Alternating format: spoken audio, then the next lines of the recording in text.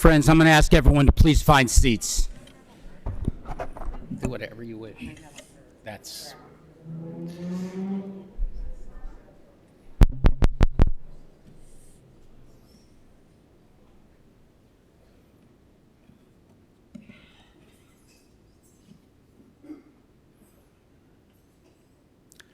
want to welcome everyone who's both present and on the live stream. About to begin our service. I would ask anyone who has a cellular phone to please turn it to the off position. Officiating our service here today will be Rabbi Nancy Landsman.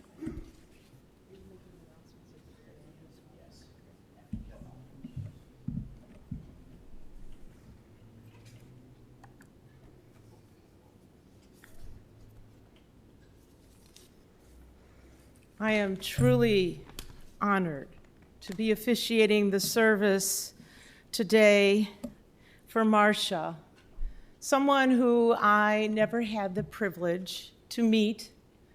It would have been a great honor. I am so grateful to her family for taking the time to share so many beautiful memories of her. As you look at all these photos, of course, those of you who knew her knew that she was not only beautiful on the outside, but she was beautiful on the inside. And our hearts truly go out to her loving family, to Eleanor, and to the love of her life, Jenny and Lita and Nico and Jacques and Paola, to Linda and Boris and Karen and Greg, to Dylan and Jack, and to the whole family. I want to thank all of you here and those of you joining us remotely. Thank you for lending your support. It means so much at this time, not just today, but in the days and weeks and months ahead. We begin the service with the traditional act of Kriya, the rendering of the mourner's ribbon. Those of you wearing the ribbon, if you could please rise and stand at your place if you are able. We know that everyone's hearts are torn as we say goodbye to Marsha, but it's usually the direct mourners who are given a ribbon to wear in lieu of tearing their clothing, which in a moment I will invite you to make a tear in your ribbon. It is children, only children, who wear the ribbon on the left side over the heart, because there is no bond as unique and special as that between parent and child. This is a huge loss, certainly for Eleanor. There are traditional Hebrew words that are said before making this tear, and I'd like those of you wearing the ribbon to please repeat these words after me. Baruch atah Adonai Eloheinu melech ha'olam dayan ha'emet. These words mean, praised are you, eternal our God, ruler of the universe, judge of truth. From the bottom of the ribbon up towards the circular button, you can tear the ribbon. If you have difficulty, I see that you have some help on the way. Sometimes it's easier to tear than others. You can tear it as little or as far as you would like. You have the choice to wear this torn ribbon either just today, or the first week of mourning, or the period of Shloshim, 30 days. You also have the choice to wear the ribbon on the outside or tucked in the inside. If you choose to wear this torn ribbon on the outside and people see you wearing this black torn ribbon, hopefully they will understand that you are in a period of mourning and they will have compassion on you. Please be seated.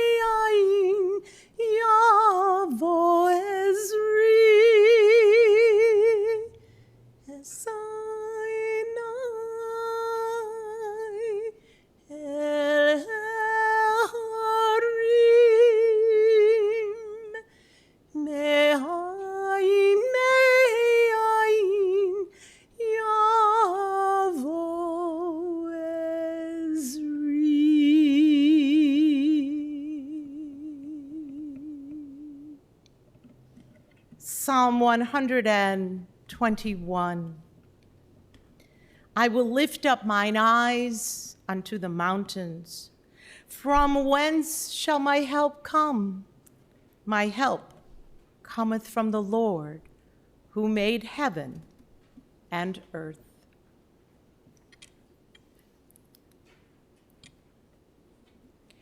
In learning about Marsha, I felt that this familiar reading by Ralph Waldo Emerson was quite fitting. What is success? To laugh often and much, to win the respect of intelligent people and the affection of children, to earn the appreciation of honest critics and endure the betrayal of false friends, to appreciate beauty, to find the best in others, to leave the world a bit better, whether by a loved child, a garden patch, or a redeemed social condition. To know even one life has breathed easier because you have lived. This is to have succeeded. I think we can all agree that Marsha succeeded big time. She touched the lives of countless people. She improved the lives of so many people. She was truly one of a kind. She led a unique journey. Like all of us, we are all living our own personal journey. You have been incredibly blessed to have been a part of her journey. There is a reading that many of us rabbis choose to read to our congregations on the holiest day of the year. When we gather on Yom Kippur toward the end of the day for the Yizkor service, we remember those who are no longer physically here with us, but whose memory will always remain alive and vibrant, and they'll always be in our hearts. This reading speaks about life's journey.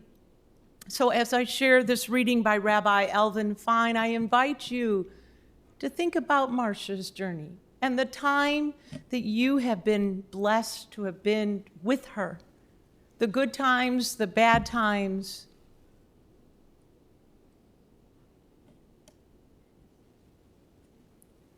Birth is a beginning, and death a destination. But life is a journey, a going, a growing from stage to stage, from childhood to maturity and youth to age, from innocence to awareness and ignorance to knowing, from foolishness to discretion and then perhaps to wisdom, from weakness to strength or strength to weakness, and often back again, from health to sickness, and back we pray to health again, from offense to forgiveness, from loneliness to love, from joy to gratitude, from pain to compassion, and grief to understanding, from fear to faith, from defeat to defeat to defeat, until looking backward or ahead, we see that victory lies not at some high place along the way, but in having made the journey, stage by stage, a sacred pilgrimage. Birth is a beginning and death a destination, but life is a journey, a sacred pilgrimage made stage by stage, from birth to death to life everlasting.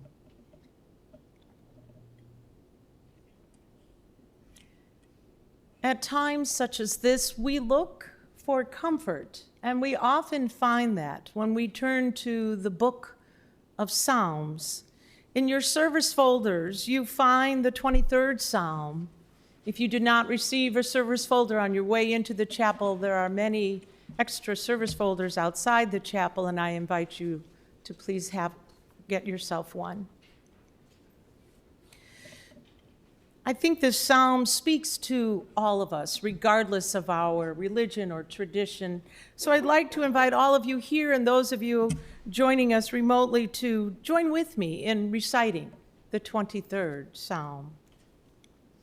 The Lord is my shepherd, I shall not want. He maketh me to lie down in green pastures. He leadeth me beside the still waters. He restoreth my soul.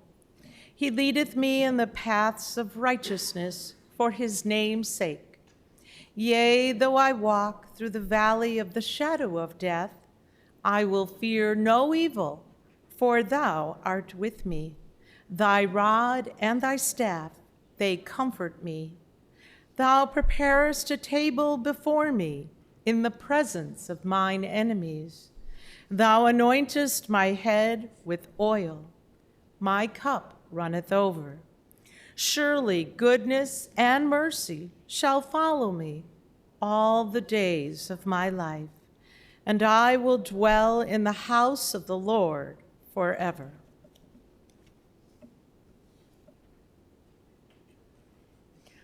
Rabbi Karen Kadar wrote in God Whispers, "The true worth of a life is the story it has left behind. Tell it well. Search for meaning and understanding. Search for truth. Did she teach you about love? Did she personify genius or sensitivity? Did her life warn you of the danger of bitterness and anger? As we gather and behold the eyes of those who mourn, we realize that the only difference between people in this world is not their wealth, fame, or success. The only difference is those who had love in their life and those who did not. Marsha was blessed with so much love. I have the honor of reading for a few people today. Before inviting others to come up and speak, it's first my honor, great honor, to read what Jenny and Lita have prepared.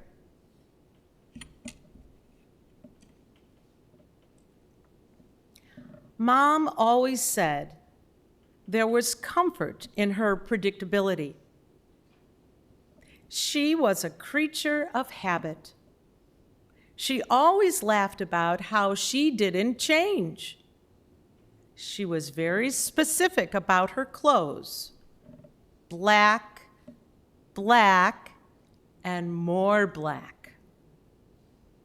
When people said she looked like Cher, she was quick to correct them and say, "Cher looks like me."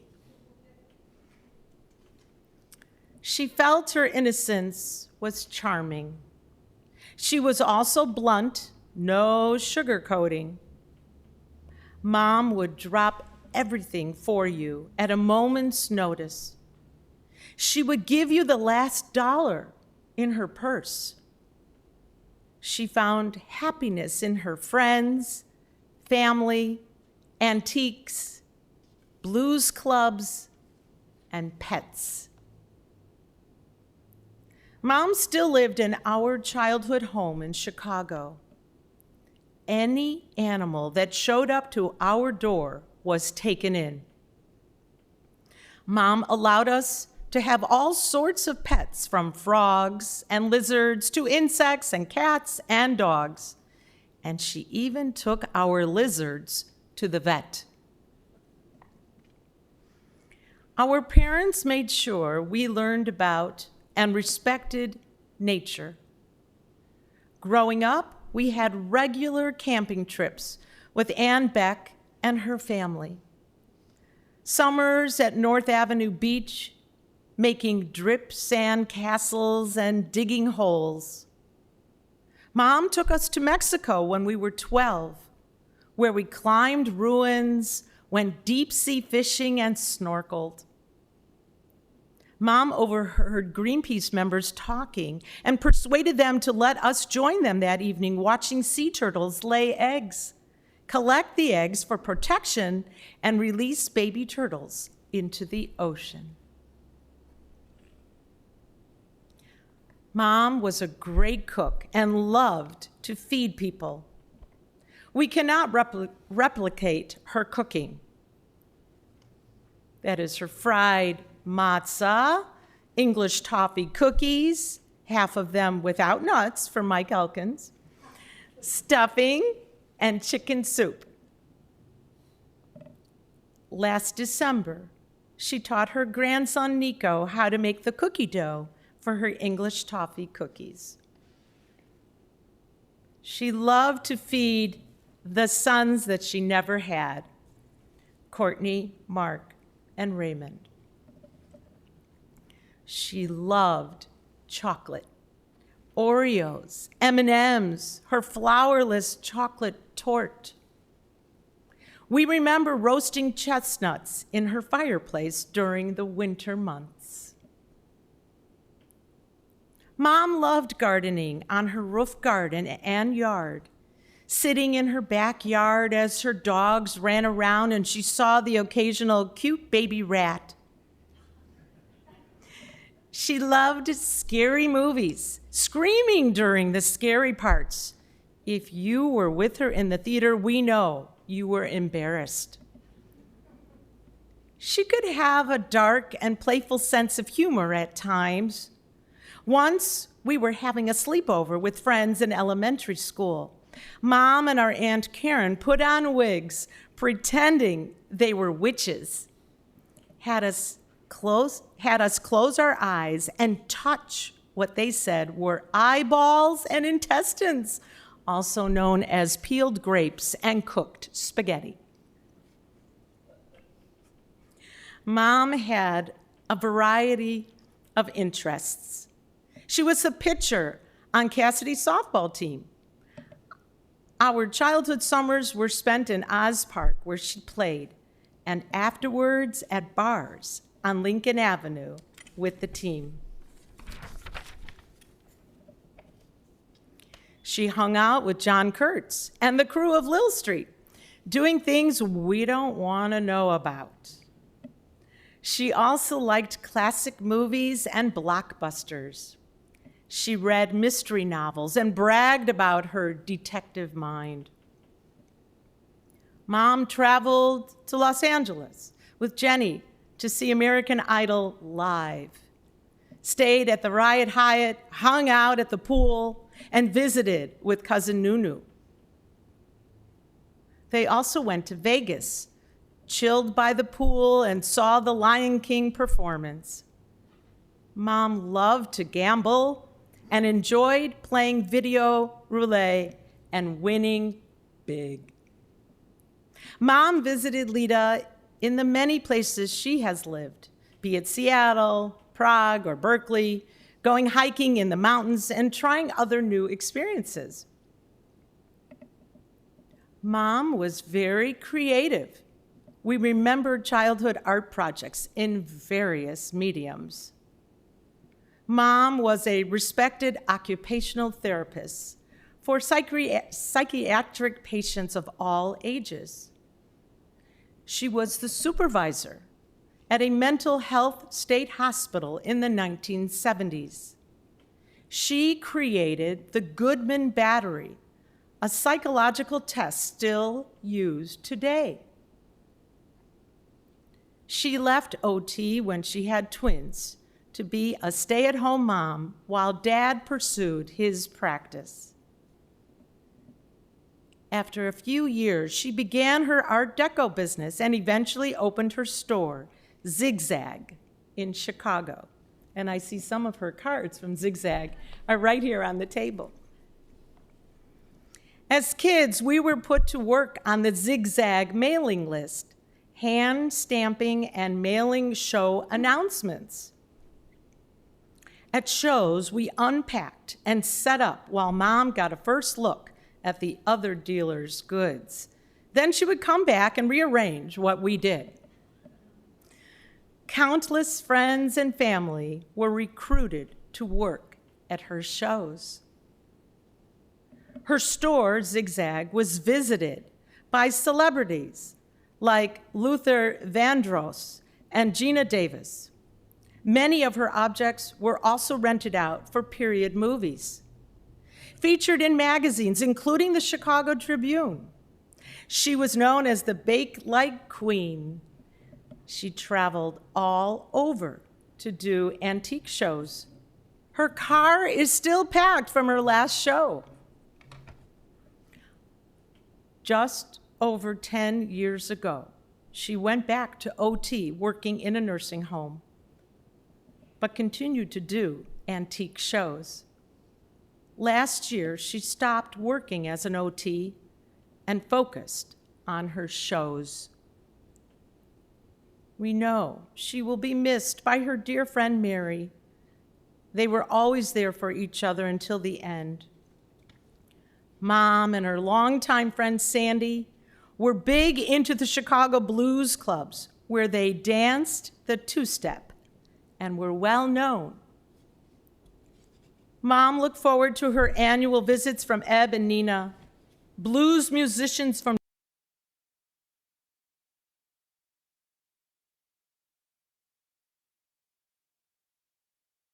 locate everyone and notify them of Mom's passing. We realized how many different circles of friends she had. The love we have for her is immense, and we cannot convey the sorrow we feel. We hope she is at peace with her family and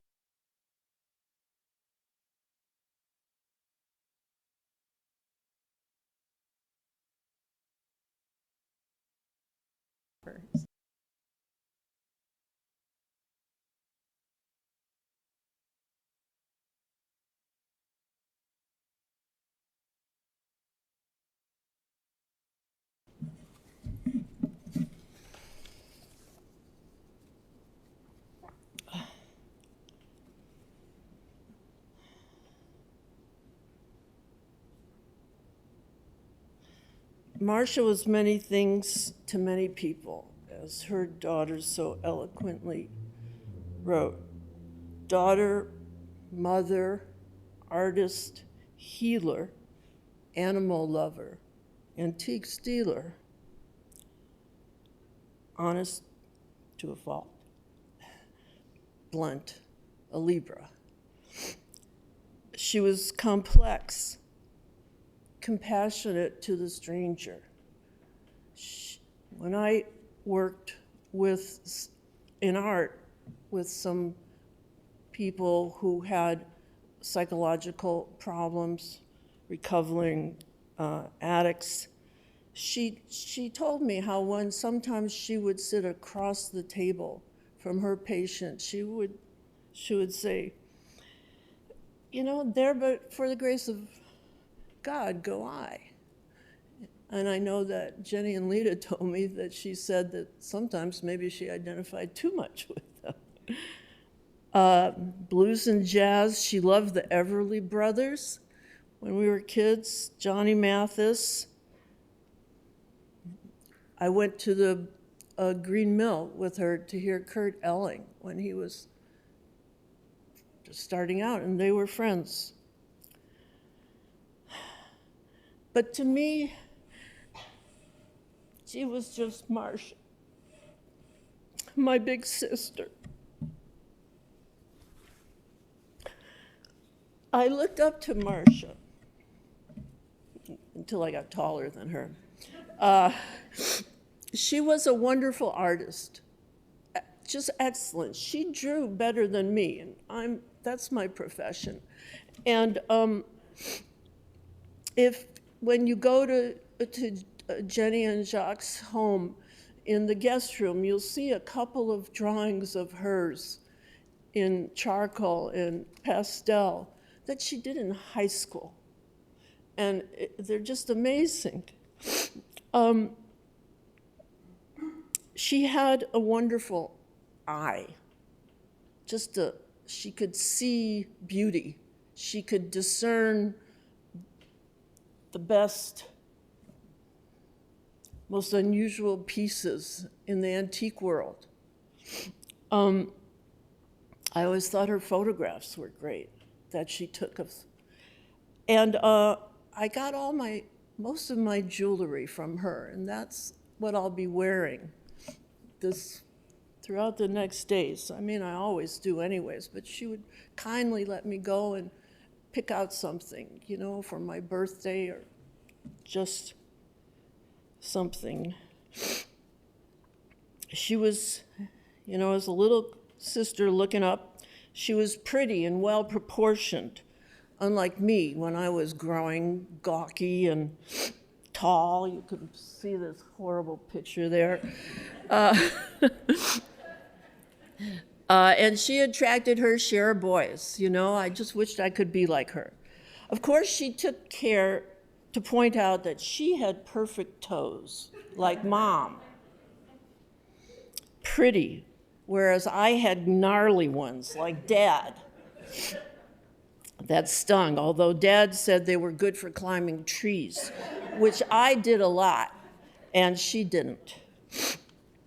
I also remember Marsha being very ladylike, not getting dirty. There's pictures of her in little white pinafores. Somehow I'd always slip in the mud puddle or whatever. But, well, she was, I don't know if we got dirty, but I do have a memory of her when we lived on Avers Avenue. And there was this back porch that went up several flights.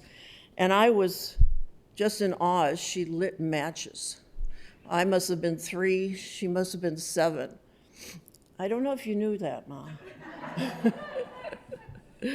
As a typical younger sibling, I always wanted to play with her, anything.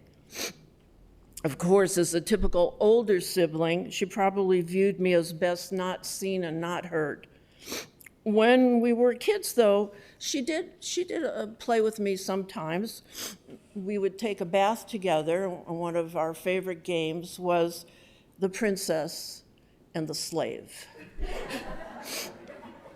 But I liked washing the walls with the bath. I mean, whatever, it was, she wanted to play with me.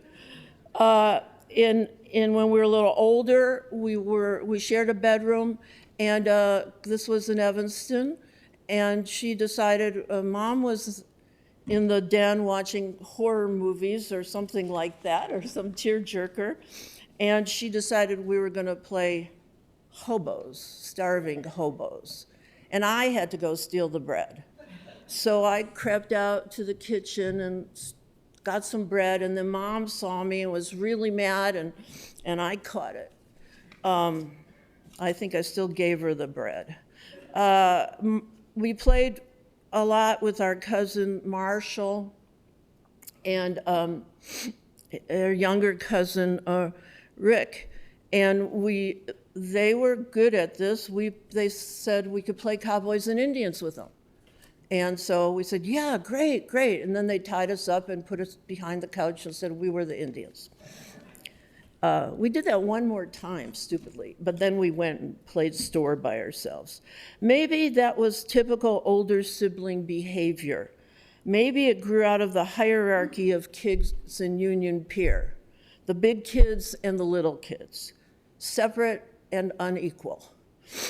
But my cousin Barbara, who I recently talked to, reminded me that Marsha, although mostly hanging out with Marlene and Vivian, was patient and took some time out to play Monopoly and Chinese checkers, and actually was a good sport and taught us. Like Jenny and Lita, I remember making sand castles and dribbling the sand until they kind of looked like gaudy buildings in Barcelona, walking to clay springs all together, covering ourselves with clay and saying we were the clay people from Flash Gordon.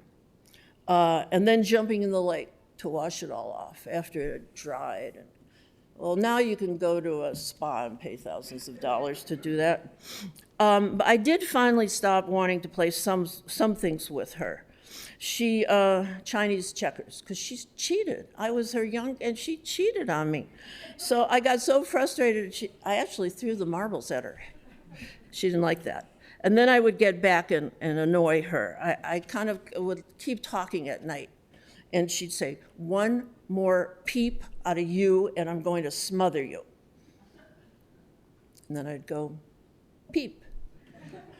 And then she'd smother me. She wouldn't let me play with her and her girlfriends, even though sometimes they say, oh, let her play. And she'd say, no. So I was a little geekier scientifically than she was at that time. So I rigged up 2 orange juice cans with a string between them. And you know, if there's 2 people and you pull them taut, you can whisper.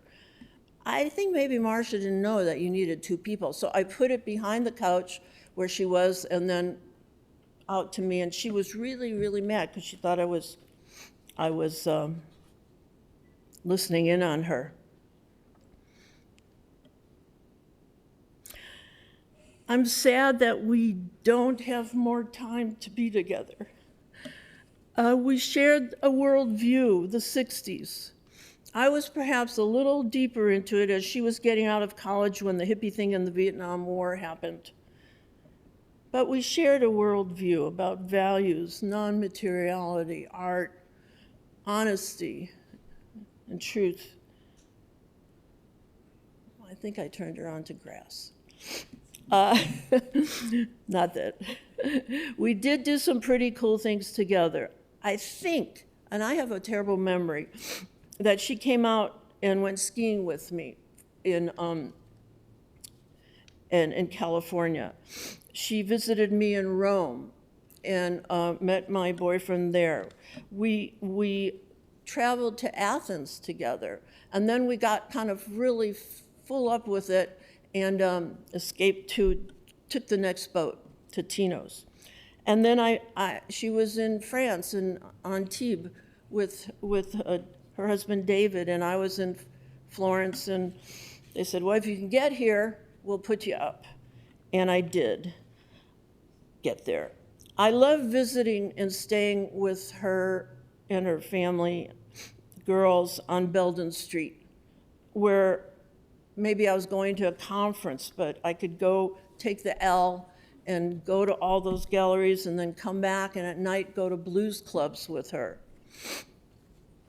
She didn't rebel per se as a teen, but she did break new ground for me. Even just when she went out with boys, you know, and in Union Pier, I remember she went to a beach party. And I also remember my dad going down there with a flashlight at some point.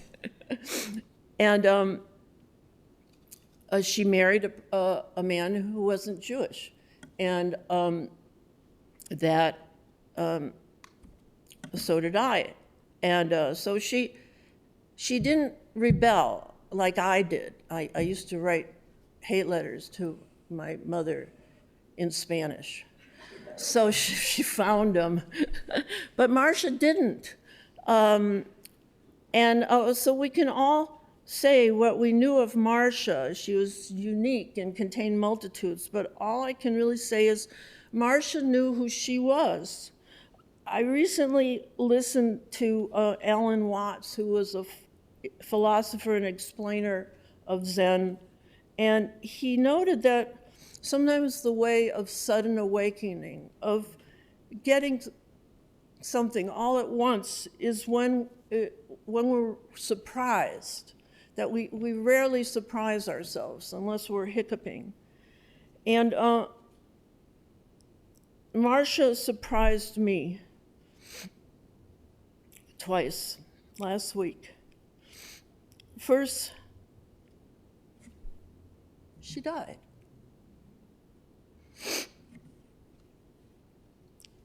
And after I found that out, she sent me a birthday card, which she had mailed beforehand. And I received on the 5th. I had the card, I was gonna say something, but I forgot it. It was something like, happy birthday to my amazing sister. I hope you have an amazing year and enjoy. And I was blessed to receive this message from her after she had died. Surprise. It was a teaching moment, but about what? And I thought maybe it's about love and compassion and trust, loving fully and with compassion, and also receiving love this way, trusting that your loved ones love you, even if they don't express it in a way that you easily understand. Dogs can sense this, and her pets accepted her boundaries. Maybe that's why Marsha had one reason she had such a great affinity and love for animals, because people have more difficulty sensing love. Literal, concise, and not wanting to waste time, Marsha was so bent on telling what she saw as the uncoded truth that it could sometimes leave one feeling a little raw. But I realize now that she just took it as understood and thought we did too, that she loved us and didn't realize or worry that her words or the facts might sting. Yet she would always send the most beautiful cards, her softness leaking through. And might even keep a photograph of you prominently displayed, which I found she did, and I was like, oh, she likes me. She really liked me. I knew the immense depth of her love for you, Jenny and Lita. I never, ever heard her say a bad word about you or your actions. Instead, she couldn't get enough of you. Sometimes she didn't even want to share you. Certainly, I know how adorable you both are. Like when I came and stayed there when you were, some weeks after you were born, I never got out of my nightgown. But she treasured you both so and respected you as adults. Know that. Where is Marsha? I expect to see her walk in. I'm still longing to be with her. She was not always easy, but even her stinging truths, I'd love to just hear one right now. And I wonder why. Good times may be more difficult to remember than the difficult ones. Perhaps because we try to figure out why the bad situation happened and improve the dynamics for the future. Yet Marsha used to say to me always, you always come back to Chicago and try to fix things, relations, family dynamics. And she'd say, don't, just let them be. Is that just some grand Zen truism? Nah, it's just Marsha being Marsha.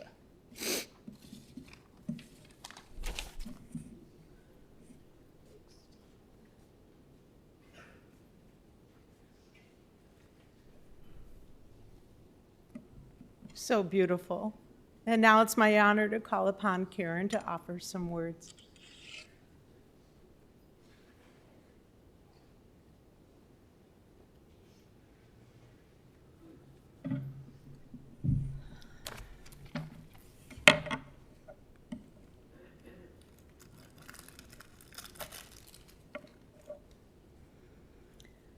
Hi, everyone. I'm Karen, and Marsha was my big sister. How do you find the words to describe someone who has been a constant presence for your entire life?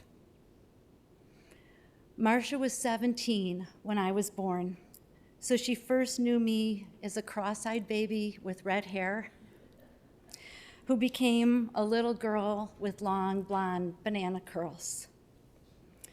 My first memories of Marsha were of her sitting under a bonnet hair dryer, oftentimes getting ready for a date. She wore mini dresses, smelled like Noxema, and her hair flipped up on the bottom like Mary Tyler Moore. She was cool, she was together, and she became an early role model for me. Jenny and Lita recently told me a story about how I, at 5 years old, had sent a letter to Marsha, who is away at school in Champaign, telling her that I was going to run away. Even then, I knew that with Marsha in my corner, I had backup if I needed it. I was just 4 years old when Marsha began dating Jenny and Lita's dad, David, and I have many vivid memories of tagging along with them. I remember going away with them to my grandmother's cottage in Union Pier, Michigan, and how grown up I felt to be with them. We brought Marsha's dog, Shayna, ate dinner at the big wooden dining room table, and listened to the night they drove Old Dixie down. Fast forward a few years later to the day I was 14 years old. I was at Lincolnwood Pool with my friends, and I got a call to ride my bike home right away because Marsha had given birth to Jenny and Lita, and I was an aunt. This began a wonderful chapter for our family and a new dynamic for my relationship with Marsha. After completing training in how to fasten a diaper by practicing on a Mr. Peanut doll, I stayed with Marsha and David to help with babies Jenny and Lita. This joyful dynamic became the new normal. At birthday parties, I could be found running after the stray balls from the Bozo Buckets games and resetting the bowling pins each time they were knocked down by quite a lot of little girls. I spent a lot of time at Marsha and David's home on Cleveland Avenue when I was in my teens. It seemed a remarkably hip world to me, filled with artists, music, poker parties, and the kind of Chicago street fairs that just don't exist anymore. In my 20s, Marsha became a confidant and my guide for young adulthood. She gave me a sewing kit, which she compiled herself, and taught me the importance of a good cup of coffee. The coffee she used to make with her Chemex pour-over is still probably one of the best cups of coffee I've ever had. You see, this isn't surprising because Marsha was exacting and she had great taste. She also had a discerning eye and a love of good design, around this time beginning to make a name for herself in the Art Deco world of Chicago. Those of us who were close to her were often the lucky recipient of special finds that she would share with us. A baby spoon that said Eleanor for my mom, an amazing set of 1950s pink frosted dishes and glassware that sit on my bar cart today. Jenny and Lita, you see their penguin martini shaker that sits in Jenny's home, and they're both wearing her jewelry that she's given them today. Fast forward to my getting married and having my own 2 boys. Again, Marsha was there as a source of support and sage wisdom. She arrived at my house when I had gone into labor with Dylan, and my then husband was standing looking paralyzed, holding a red apple and a green apple, saying, "I don't know which one to take with to the hospital." And Marsha looked at him and she said, "Who cares about the blank, blank apples? Let's get her to the hospital."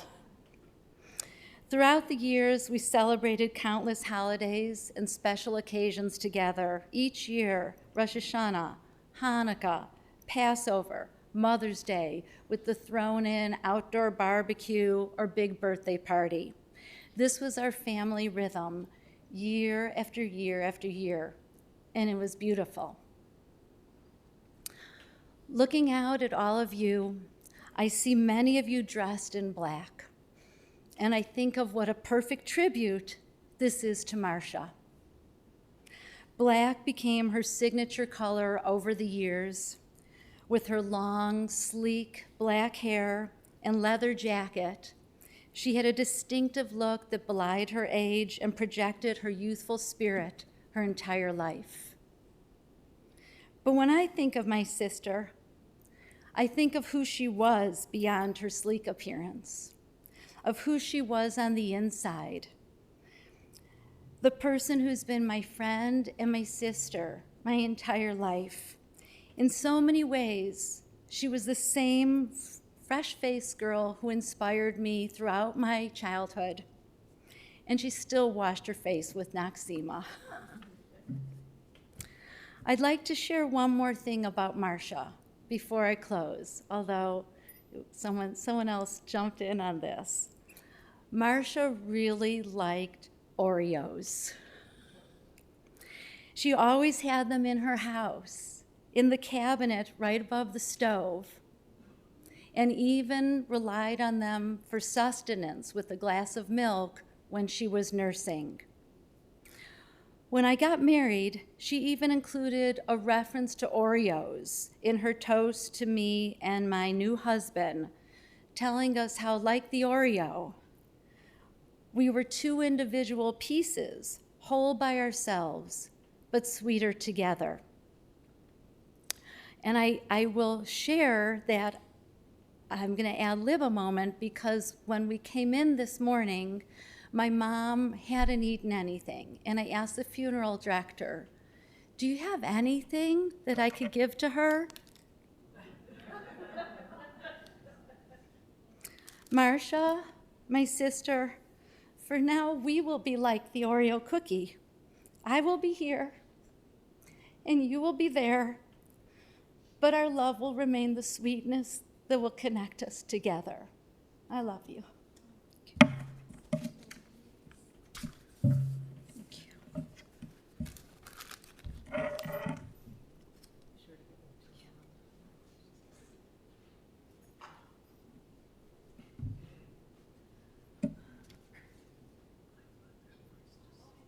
Oh, good. Wonderful. So Eleanor, you would like to say a few words, please?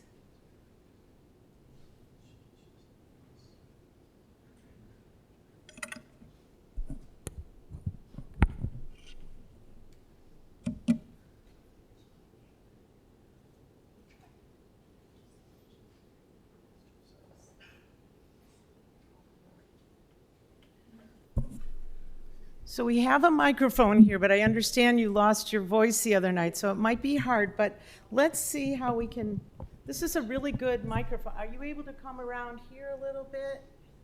And we'll, yeah. Because then you don't have to step up here. Exactly. Do you want to just switch around here?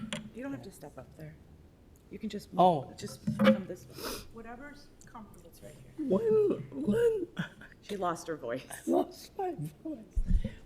It's over here. When Linda was talking, she reminded me when Marsha was 5 years old, we lived in a two-flat, and we would sit out on the porch, and my next door neighbor, her little girl was Marsha's age. So there's Marsha all dressed up, sitting on the steps, and I would give them something to eat, and Marsha would spread her legs so she didn't get her clothes dirty, and she would sit there. Then when we had to go up, my neighbor would say, "I don't know, they both come out they're both dressed. My kid goes up like a slob, and Marsha is in perfect condition. It came back to me when Linda was speaking. She was wonderful. Here's your walker, Mom.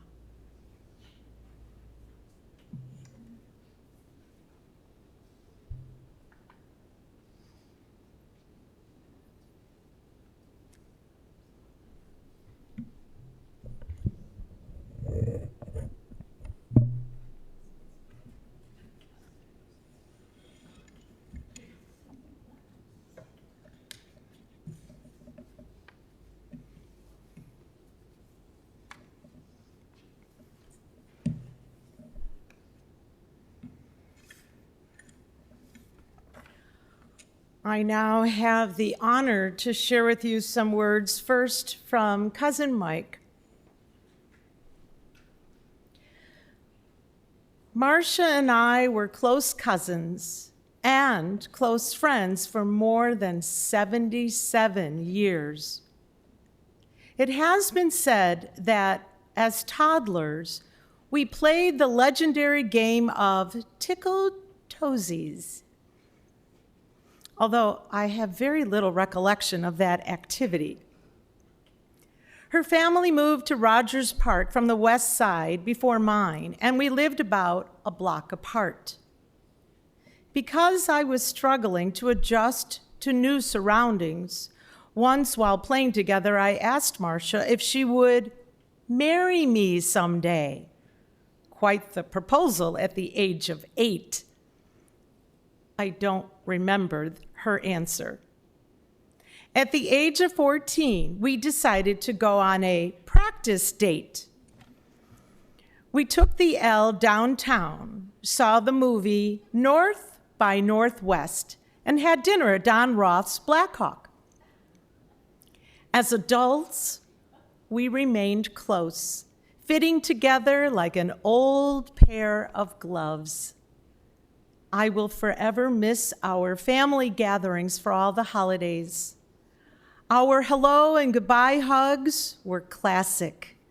My beard and her thick black locks attached together like Velcro. Marsha, I love you, and I will miss you.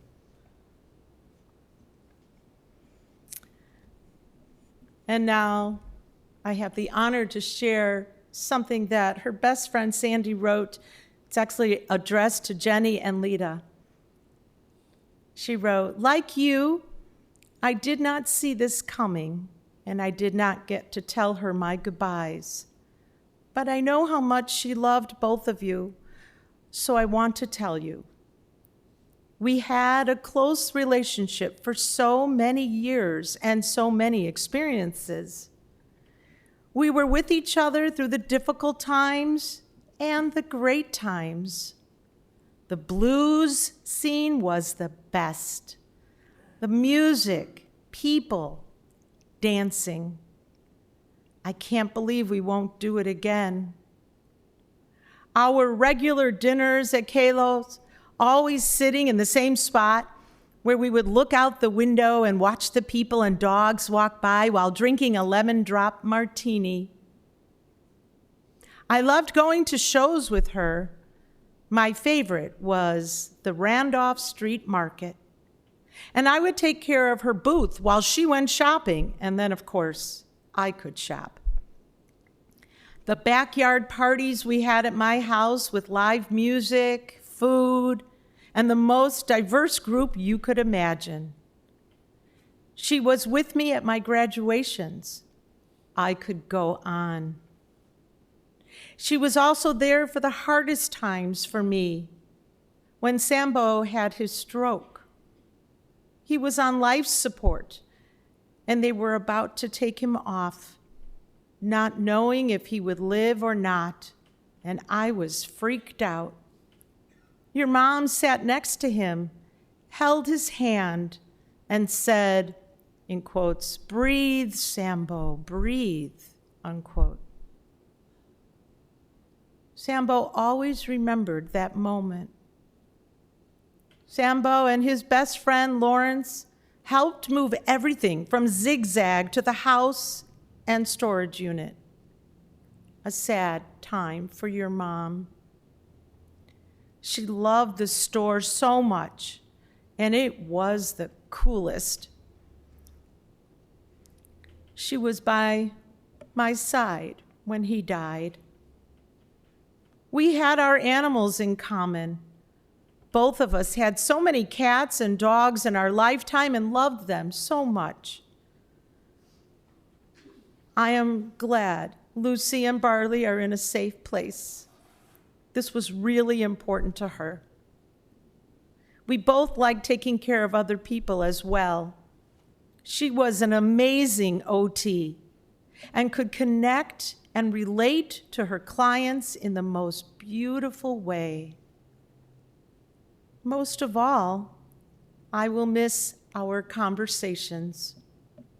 We could confide in each other about everything and anything without judgment. We could disagree with respect and laugh about it later.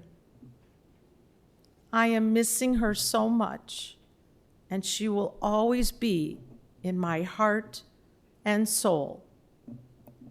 Peace and love, Sandy.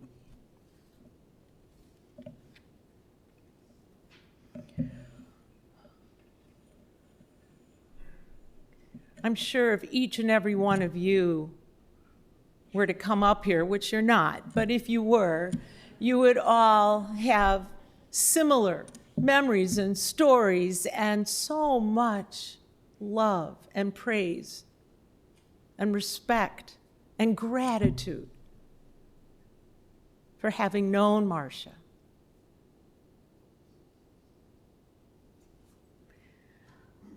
We're not supposed to outlive our children.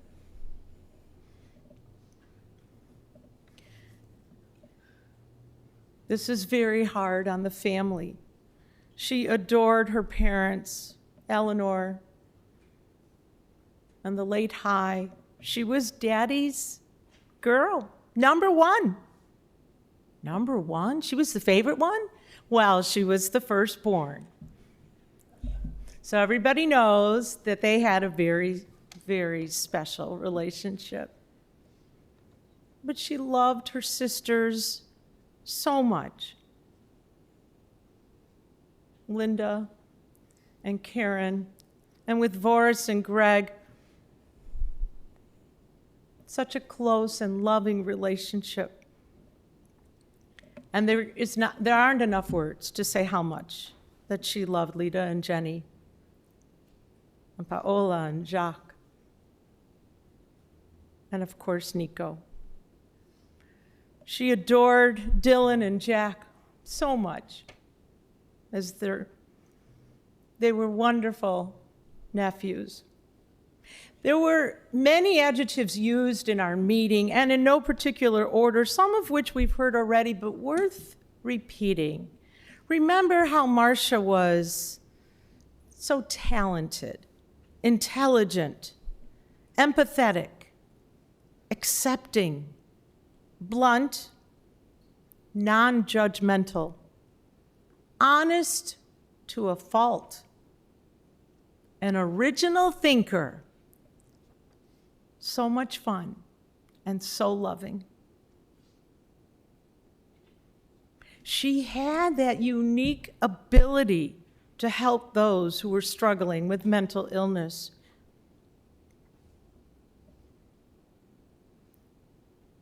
Her talent, her love of life, her incredible mind and beautiful eye, her exquisite handwriting, and the beautiful birthday cards she sent you.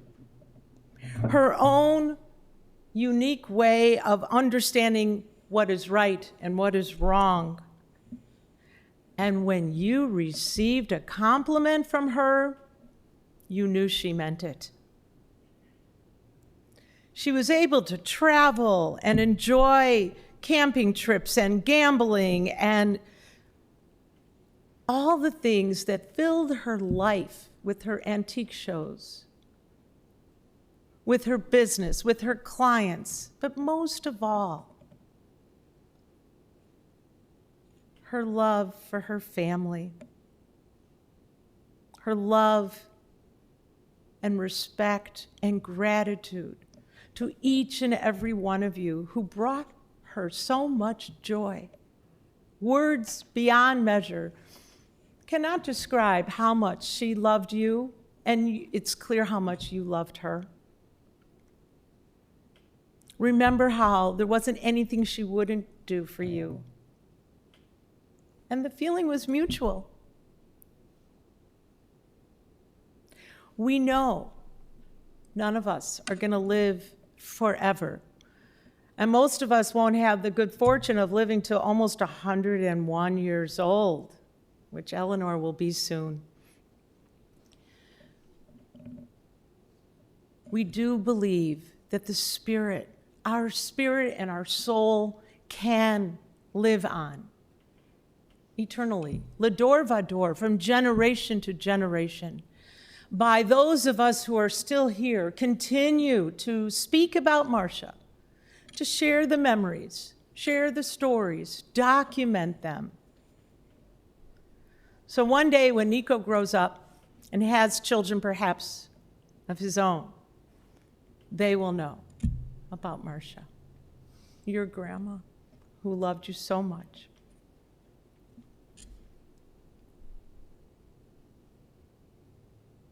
Cherish your memories, and may they be a source of comfort to you in the weeks and months ahead. Zecher Tzadik Livracha, the memory of the just, is forever a blessing. And let us all say, Amen. If you are able to rise for the concluding prayers, El Malei Rachamim and the Mourner's Kaddish, which you find in your server's folders, I invite you to please rise at this time.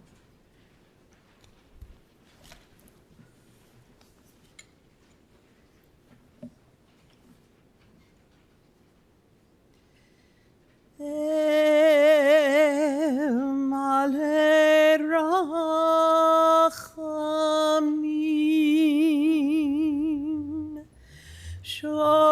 Shochein Amramim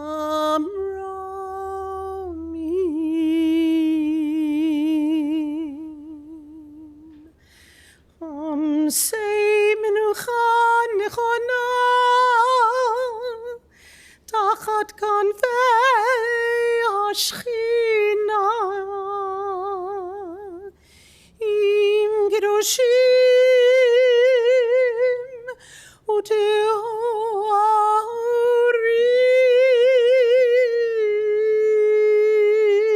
Uteorim Kizar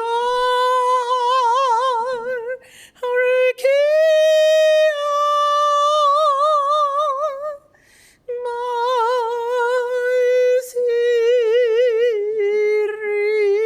Ma'isirim Et Nishmat Masha Zelda Bat Chaim Mordechai V'Nachama Shalecha Le'olama Ba'al Harachamim Yastirei HaBeseter Kenafecha Le'olamim V'yitzror HaChayim Et Nishmata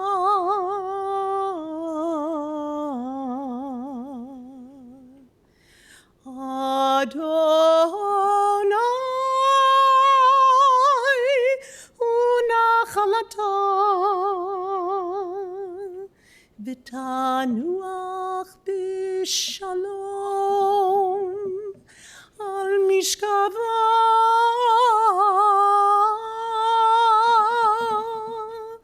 V'nomar Amen.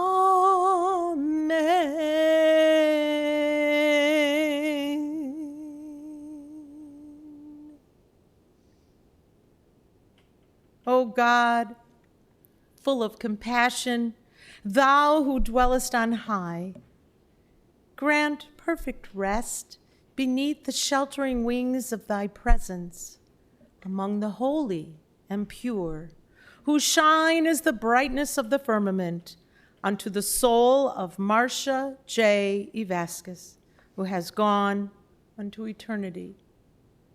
Lord of mercy, bring her under the cover of thy wings, and let her soul be bound up in the bond of eternal life. Be God's possession, and may her repose be peace. Amen. We turn now to the back cover of the service folder where we find the mourner's Kaddish. It is said that the angels brought this prayer down from heaven. It possesses wonderful power. Truly, if there is any bond strong enough to link heaven to earth, it is this prayer. I invite you all to join with me as together we exalt God's name with these traditional words of the mourner's Kaddish. Yitkadal v'yitkadash shemei rabbah, bi'alma divrach chirutei v'yamlich malchutei, b'chayechon u'v'yomechon u'v'chaye dechol beit Yisrael, ba'agala u'vizman kariv v'imeru. Amen. Yehei shemei rabbah, mivarach le'olam ulomei almaya.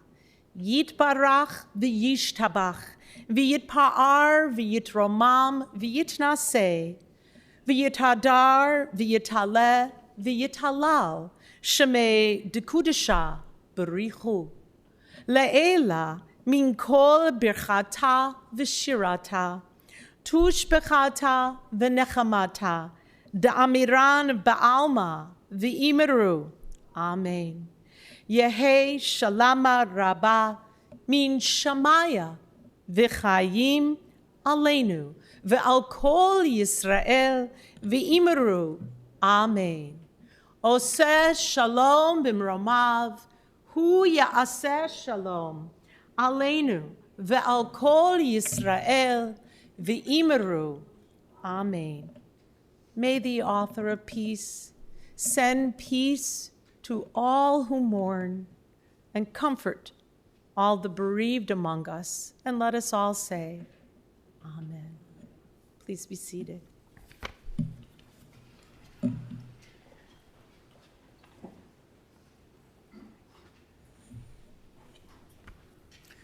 Our service is concluded. Interment is private.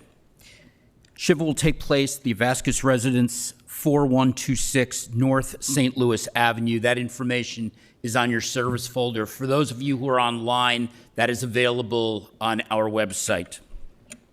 The family has asked that those not vaccinated to please pay respects at another time.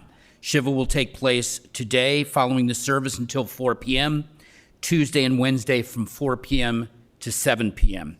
Memorial contributions are requested to the Anti-Cruelty Society in Chicago. That address is also present, and website as well, or Pause Chicago, and that address and website are also available. We ask everyone to please rise as the family is escorted from the room.